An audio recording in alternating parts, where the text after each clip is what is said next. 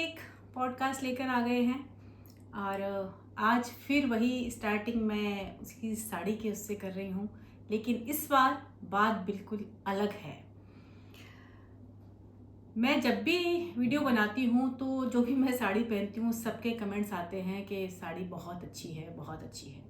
लेकिन इस बार जो मैंने पिछली बार पॉडकास्ट बनाया था और उसमें एक आशा जी हैं जिन्होंने कहा कि आपकी पोशाक बहुत दिव्य है, यानी आपकी साड़ी बहुत दिव्य है। ये जो दिव्य शब्द है ना, ये मैंने पहली बार सुना, पहली बार किसी ने लिखा। अब आज मैं उसको दिव्यता भी आपको आज बता देती हूँ कि वो कैसे दिव्य है। सच में जो माता पिता होते हैं वो कितने दिव्य होते हैं। ये जो साड़ी है ना, ये मेरी माँ की साड़ी है। अभी 2 महीने पहले मेरी माँ का निधन हो गया, तो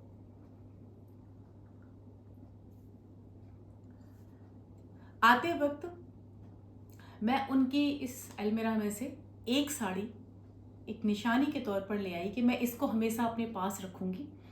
और लेकिन उस दिन जब मैं वीडियो बनाने बैठी तो मेरा ऐसे ही मन हो गया कि चलो ये वाली साड़ी पहन लेती हूँ। तो आप देखिए कि उस साड़ी पर उनका उस तरीके से कमेंट, और उस कमेंट को कितने लोगों ने लाइक किया है, वो सबसे बड़ी बात मेरे लिए।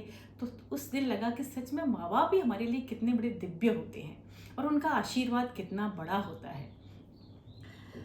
दूसरा, एक मैं जो भी मेरे भाई बहन मेरी वीडियो को हाइप करते हैं, पॉइंट देते हैं, उन सबको बहुत बहुत धन्यवाद। एक मेरे भाई ने लिखा भी कि मैं आपको हमेशा हाइप करता हूँ और आपने मुझे नहीं बोला। तो मैं, क्योंकि बहुत सारे हैं ऐसे भाई बहन जो मुझे हाइप करते हैं, नाम लेना मुश्किल है, लेकिन उन सबको मैं देखती हूँ, सबको पढ़ती हूँ, सबका बहुत बहुत धन्यवाद।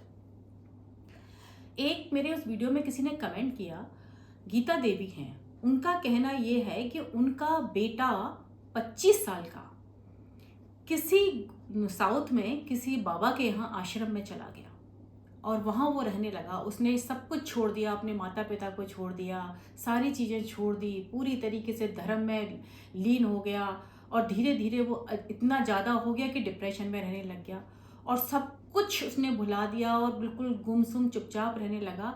उन्होंने लिखा कि एक दिन उसने सुसाइड कर लिया। मुझे सुन के बहुत ख़राब लगा। ये एक केस नहीं है, ऐसे मैं अनेकों केस बता दूं कि जो युवा बच्चे इन साधु संतों के यहाँ चले जाते हैं, अपने पेरेंट्स को छोड़कर, सबको छोड़कर। आप ये सोचिए, जो पेरेंट्स इस दुनिया में आपको लेकर आए, आप उनको छोड़कर उस साधु संत के यहाँ रहने लगे। सिर्फ किसने किसने चोला पहन के ये सब सिखाया इनको, ये बताइए आप। क्या ये सत्य है कि आप इस तरीके से आपको ईश्वर मिलेगा कि जो जन्मदाता हैं आप उनको ही छोड़ दो? और वो भी कैसे साधु संत हैं, उनको तो चेले चाहिए होते हैं। देखिए सीधी सी बात है, उनको इस तरीके के यंग जनरेशन वाले बच्चे चाहिए अपने यहाँ पर। उनका पूरा गैंग चलता है। मैं ऐसे बड़े बड़े साधु संत ब्यावन सॉरी वृंदावन में भी बता दूं आपको, जो इतने बड़े साधु संत हैं और अपने यहाँ पर पूरा उन्होंने गैंग बना रखी है इस तरीके के बच्चों की। उनको बहला फुसला के अपनी टीम में शामिल किया हुआ है। उनके पेरेंट्स परेशान है। भाई ये धर्म नहीं है, क्यों बच्चों की ज़िंदगी खराब कर रहे हो? पूरी ज़िंदगी अभी उनको जीने दो। लेकिन ऐसा अभी हो रहा है, सत्य बात है ये बात। एक मेरी बहन है, वो ये कह रही है, उनका प्रश्न ये है कि सब कुछ पहले से लिखा हुआ है और भाग्य में जो लिखा हुआ होता है वही मिलता है, यानी कि सब कुछ पहले से डिसाइडेड है, हमें क्या मिलेगा, तो हम यहाँ क्या करने आए हैं। ऐसा बिल्कुल भी नहीं है। ये जितने भी ढोंगी लोग हैं ये आपको ऐसा बोलते हैं कि भाग्य भाग्य में लिखा हुआ है। भाग्य जो आपके विचार होते हैं ना, विचार ही आपका भाग्य बनाते हैं। ये मैं आपको अनेकों एग्जाम्पल ऐसे दे सकती हूँ कि आपका भाग्य बनाने का काम आपके विचार करते हैं। यहाँ आप कोई भाग्य लेके नहीं आते हो, यहाँ तो आप बस आते हो इस दुनिया में, फिर अपना भाग्य अपने विचारों से लिखते हो। आपके दिमाग में कोई एक विचार आया, ठीक है, अब उस विचार आया, विचार आते आते आते आते वो विचार अपना काम करने लगा, उस पर आप सोचने लगे और वो एक दिन वही विचार आपका परिणत हो जाता है। आविष्कार कैसे होते हैं आप मुझे बताइए। इस दुनिया में जितने भी साइंस के आविष्कार हुए हैं वो किसी विचार से ही हुए हैं ना। उस साइंटिस्ट के मन में कोई थॉट आया, कोई विचार आया, ठीक है, अब विचार आया, उस पर उस विचार ने काम किया और काम करते करते वो एक आविष्कार हो गया। होते हैं अब वो साइंटिस्ट, ऐसे में ऐसे हजारों साइंटिस्ट होंगे जो उस विचार के तहत दुनिया में कितनी नई नई चीजें लेके आए और वो भगवान को नहीं मानते। अब बताइए, आप कहो कि भगवान कराने वाला है, वो भगवान में विश्वास नहीं करते, लेकिन उस विचार के तहत उन्होंने इस दुनिया को इतना कुछ दिया। तो ऐसे ही आप मान लीजिए गांव में दो बच्चे हैं, मैंने खुद देखी हुई बात बता रही हूँ। एक गांव में दो लड़के हैं, एक माँ के। अब एक जो बच्चा है ना किसी दिन वो अफसर को निकलते हुए देख लेता है, दोनों भाई बैठे हुए खेल रहे हैं, गुलेल खेल रहे हैं।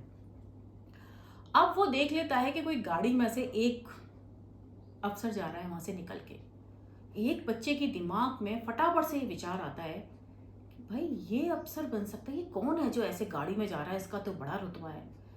तो फिर वो पता करता है कि ऐसे कैसे बनते हैं, किस तरीके से अफसर बनते हैं। तो बताया गांव के टीचर ने कि भाई पढ़ना पड़ता है, उसके लिए बहुत करना पड़ता है कुछ। अच्छा तो मैं पढ़ूंगा। दूसरे भाई को भी बोला कि चल पढ़ने चल। अरे कौन जाएगा पढ़ने, नहीं जाना पड़ा, क्योंकि उसके दिमाग में ये विचार नहीं आया। और वो बच्चा आज जो है IIT अभी लास्ट ईयर ही उसने टॉप किया है। और उसने बताया भी इस तरीके से, मेरे मिलने वाले हैं। तो एक बार जब मैं उनके घर गई तो वहाँ आया हुआ था, तो मैंने कहा ये कैसे बना। तो उसने मुझे बताया अपनी स्टोरी कि एक बार एक अफसर जा रहा था, तो मेरे मन में दिमाग में आई ये कैसे बनते हैं, इस तरीके से गाड़ी में घूमते हैं, इनका तो बड़ा रुतबा है। तब मैं पढ़ा और मैं IIT से किया मैंने। तो उसके मन में विचार आया, तो विचार से उसने अपना भाग्य बनाया। अब दूसरे बच्चे के मन में विचार ही नहीं आया उस आदमी को देख के, तो वो क्या बनाएगा। तो ये हमारा दिमाग खाली होता है, इसमें विचार हम भरते हैं। विचारों पर जब हम मनन करते हैं तो वो खाद और बीज का काम करता है, और जब मनन करते करते वो एक पूरा वृक्ष बन जाता है। बस इसी तरीके से हर फील्ड में आपके भाग्य का निर्माण होता है। तो विचार बहुत पावरफुल चीज है। अब एक है जो मंदिर के ऊपर मैंने वीडियो बनाया था, उनका कहना है कि आप मंदिरों के पीछे क्यों पड़ गई हो।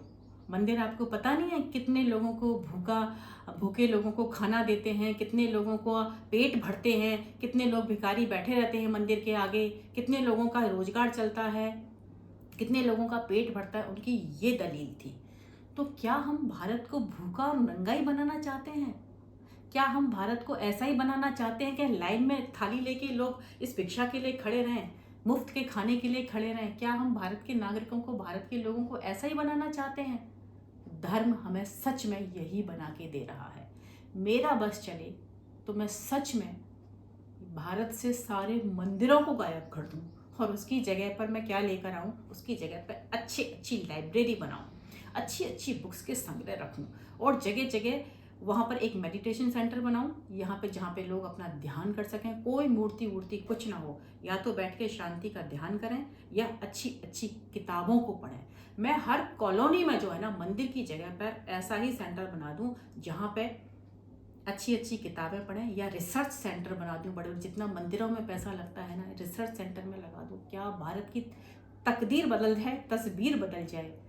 पर इस देश का दुर्भाग्य है धर्म, जो आपको कुछ भी नहीं करने देगा। एक बहन है जो कह रही हैं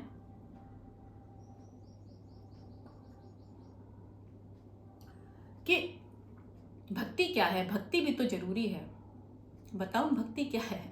भक्ति जो है ना, आपका लालच और आपका स्वार्थ, इसका नाम भक्ति है। और चापलूसी, इसका नाम भक्ति है। क्या जरूरत है भक्ति करने की? यानी भगवान को खुश करने के लिए भक्ति करो, उसकी चापलूसी करो, उसका मंत्र जाप करो, उसका नाम स्तुति करो। ये तो सब चापलूसी के लक्षण हैं। ये तो भगवान को तो कैसे पसंद आएंगे ये बताइए आप। इसका मतलब वो बाहुबली हो गया। जैसे बाहुबली होते हैं ना कि मंदिर, वहाँ बहुत से लोग तर्क देते हैं मंदिर इसलिए जाते हैं कि हमें हाजिरी लगानी होती है अपनी। वेरी गुड, यानी वो बाहुबली हो गया वहाँ का कि भाई अगर आपने हाजिरी नहीं लगाई तो नाराज हो जाएगा। तो भगवान और बाहुबली में कोई फर्क नहीं है। आप भगवान को बिल्कुल अपने जैसा, अपने लेवल का ही मानते हो। तो भाई पहले देख तो लो कि भगवान है कि नहीं है, और होता भी है तो कैसा होता है। एक भाई हैं, उन्होंने 2-3 वीडियो पे मेरे कमेंट्स किए हैं कि आप उन बुक्स का नाम बताइए जिनसे आपको ये ज्ञान मिल रहा है, जिनसे आपने ये अध्यात्म प्राप्त किया है। तो आपको एक बात बता दूं, ऐसे तो बहुत सारी बुक्स होती हैं अध्यात्म पर पढ़ने के लिए, लेकिन जो आपका सेल्फ रियलाइजेशन से होता है ज्ञान, वो किसी पुस्तक से नहीं होता। आपका जो सेल्फ एक्सपीरियंस होता है वो आपको कोई बुक नहीं देगी। तो ये जो सेल्फ रियलाइजेशन है, जो सेल्फ आपके एक्सपीरियंस हैं, ये आपको जो ज्ञान देते हैं ना, वो आपको दुनिया की कोई किताब ज्ञान नहीं दे सकती है। और मैं अपना बताऊं, मैं जो कुछ भी करती हूँ या मैंने सब मेरे ये एक्सपीरियंस हैं अपने पर्सनल, या जो अपना सेल्फ रियलाइजेशन है।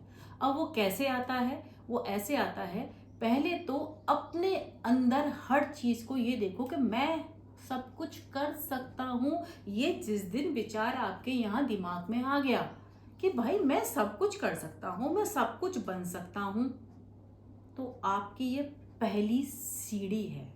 आप जो डिपेंडेंसी है ना, आपकी जो निर्भरता है ना कि सब ईश्वर ही करेगा, या ईश्वर के आशीर्वाद से ही सब होगा, या ईश्वर ही सब कुछ करने वाला है, ये जो चीज़ें हैं ना, इनको आपको डिलीट कर दीजिए, हटाना पड़ेगा आपको इन चीज़ों को। ये चीज़ें आपको कभी भी आत्मनिर्भर नहीं बनने देंगी, कभी आपको आत्मज्ञान प्राप्त नहीं होगा, और ये करने के लिए आपको स्वयं ही करना पड़ेगा। तो ऐसे तो आप पढ़ने के लिए कोई भी बहुत सारी बुक्स हैं, पढ़ लीजिए, पर मैं ये जो शास्त्र है ना आपके, इतने सारे हिंदू धर्म के शास्त्र हैं, आई डोंट बिलीव, मुझे बिल्कुल पसंद नहीं है। उनकी बातें तो इतनी बेतुकी बातें हैं जिनका कोई हिसाब नहीं है। कैसे दुनिया उन शास्त्रों पर चल सकती है? इतनी बेतुकी, इतनी बकवास बातें हैं। भागवत कथा की जो बातें हैं ना, वो इतनी बकवास बातें हैं वो, कि इनको मैं सोचती हूँ, इनको सुन के ये लोग करते क्या हैं? उसी कथा को बार बार पढ़ रहे हैं, पूरी बार बार सुन रहे हैं, और कुछ बेसिर पैर की बातें हैं। उनसे क्या हो रहा है आप लोगों का? मैं सोचती हूँ कितना अभियान मुझे चलाना पड़ेगा, तब जाके थोड़ी बहुत चीज़ें सही हो पाएंगी। एक मेरे भाई है, बच्चे ही है शायद वो, उसने कहा है कि मैडम हम अपना इंस्टाग्राम पर आपका एक कोई फैन पेज या सपोर्टिंग पेज बना लें, जिसमें हम आप जो कुछ भी बोलती हैं वो हम उसमें डाल दें, कोई कॉपीराइट तो नहीं लगेगा। तो भाई बेटा, कोई कॉपीराइट नहीं लगेगा, आप इंस्टाग्राम पे आराम से डाल सकते हो। और इंस्टाग्राम पर ही मैंने एक केवल पोस्ट के लिए, जिसमें कोई वीडियो नहीं होंगी, एक खाली पोस्ट ही होंगी, रोज़मर्रा की कोट ही होंगे उसमें, नई सुबह बाई सीमा गोविंद के नाम से बनाया है, जिसमें रोज़ की नई कुछ अच्छी चीज़ें को कोट में किया करूँगी। और